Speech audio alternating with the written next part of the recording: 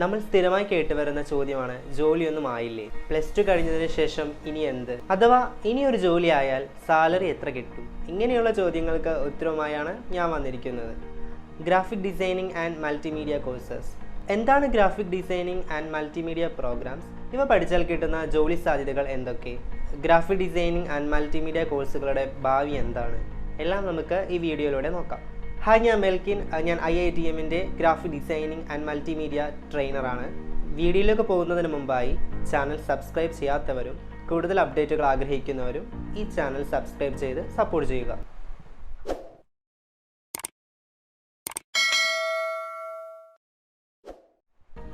എന്താണ് graphic designing?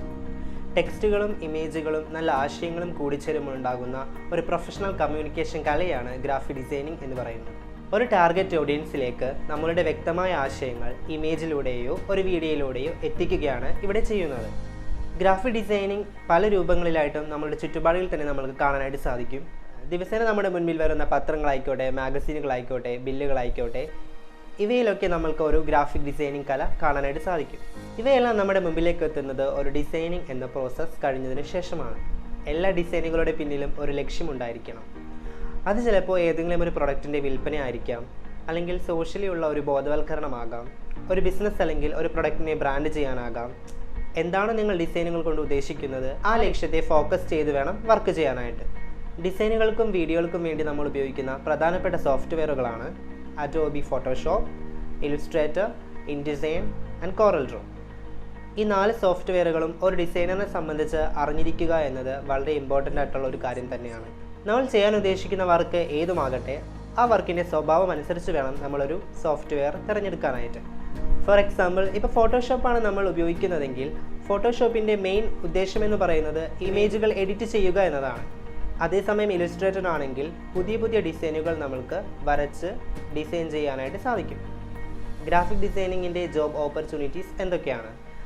Graphic designing course പഠിച്ചിറങ്ങുന്ന ഓരോ ഡിസൈനേഴ്സിനും വ്യത്യസ്തമായിട്ടുള്ള ഒരുപാട് ജോബ് ഓപ്പർച്യൂണിറ്റീസ് ഇപ്പോൾ അവൈലബിൾ ആണ്. ഗ്രാഫിക് ഡിസൈനിങ് മേഖലയിൽ വ്യത്യസ്തങ്ങളായിട്ടുള്ള ജോലികൾ അവൈലബിൾ ആണെങ്കിലും നിങ്ങളുടെ ഇഷ്ടത്തിനനുസരിച്ച് നിങ്ങൾക്കൊരു തൊഴിൽ തിരഞ്ഞെടുത്ത് വർക്ക് ചെയ്യാനായിട്ട് സാധിക്കും. ഒന്നില്ലെങ്കിൽ ഏതെങ്കിലും ഒരു കമ്പനിയിൽ നിങ്ങൾക്ക് ഗ്രാഫിക് ഡിസൈനിങ് എക്സിക്യൂട്ടീവായിട്ട് നിങ്ങളുടെ കരിയർ സ്റ്റാർട്ട് ചെയ്യാം, അല്ലെങ്കിൽ നിങ്ങൾക്ക് ഫ്രീലാൻസ് ആയിട്ട് വർക്കുകളെടുത്ത് ചെയ്തു കൊടുക്കാവുന്നതാണ്.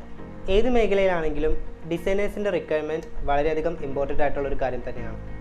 ഇനി മൾട്ടിമീഡിയയിൽ എന്തൊക്കെയാണെന്ന് നമുക്കൊന്ന് നോക്കാം.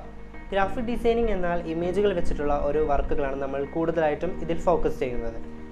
എന്നാൽ മൾട്ടിമീഡിയയിലേക്ക് വരികയാണെങ്കിൽ ഇതിൽ വീഡിയോ കൂടി ആഡ് ഓൺ ആകുന്നുണ്ട്. മൾട്ടിമീഡിയയിൽ അഡീഷണൽ ആയിട്ട് വരുന്ന സോഫ്റ്റ്വെയറുകളാണ് അഡോബിയുടെ തന്നെ ആഫ്റ്റർ എഫക്ട്സും പ്രീമിയറും. ആഫ്റ്റർ എഫക്ട്സ് എന്നാൽ ചെറിയ തരത്തിലുള്ള അനിമേഷനുകളോ അഥവാ മോഷൻ ഗ്രാഫിക്സോ നമ്മൾക്ക് ചെയ്യുവാനായിട്ട് നമ്മൾ ഉപയോഗിക്കുന്ന ഒരു സോഫ്റ്റ്വെയറാണ്. എന്നാൽ പ്രീമിയർ എന്ന് പറയുന്നത് പൂർണ്ണമായിട്ടും വീഡിയോകൾ എഡിറ്റ് ചെയ്യാൻ ഉപയോഗിക്കുന്ന ഒരു സോഫ്റ്റ്വെയറാണ്. നിങ്ങളിപ്പോൾ കണ്ടുകൊണ്ടിരിക്കുന്ന ഈ വീഡിയോ പോലും അഡോബിയുടെ പ്രീമിയർ പ്രോ എന്ന സോഫ്റ്റ്വെയർ ഉപയോഗിച്ച് എഡിറ്റ് ചെയ്തതാണ്. ഇതിലും ഒരുപാട് തൊഴിലവസരങ്ങൾ അവൈലബിൾ ആണ്. സിനിമ, ടെലിവിഷൻ മേഖലകൾ മുതൽ കമ്പനിയുടെ മാർക്കറ്റിങ്ങിന് വേണ്ടിയിട്ടാണെങ്കിലും യൂട്യൂബ് വീഡിയോ ക്രിയേറ്റ് ചെയ്യുവാനായിട്ടാണെങ്കിലും നമുക്ക് മൾട്ടിമീഡിയ പ്ലാറ്റ്ഫോമുകൾ ഉപയോഗിക്കാം. മൾട്ടിമീഡിയയെക്കുറിച്ചും ഗ്രാഫിക് ഡിസൈനിനെക്കുറിച്ചും ഒരു ബേസിക് ഐഡിയ നിങ്ങൾക്ക് കിട്ടിയെന്ന് ഞാൻ വിശ്വസിക്കുന്നു. പുതിയ അപ്ഡേറ്റുകളുമായി അടുത്ത വീഡിയോയിലൂടെ കാണാം. ഇനിയും സബ്സ്ക്രൈബ് ചെയ്യാത്ത കൂട്ടുകാരുണ്ടെങ്കിൽ തീർച്ചയായും ചാനൽ സബ്സ്ക്രൈബ് ചെയ്യുക. മറ്റൊരു വീഡിയോയുമായി വരുന്നത് വരെ ഗുഡ് ബൈ.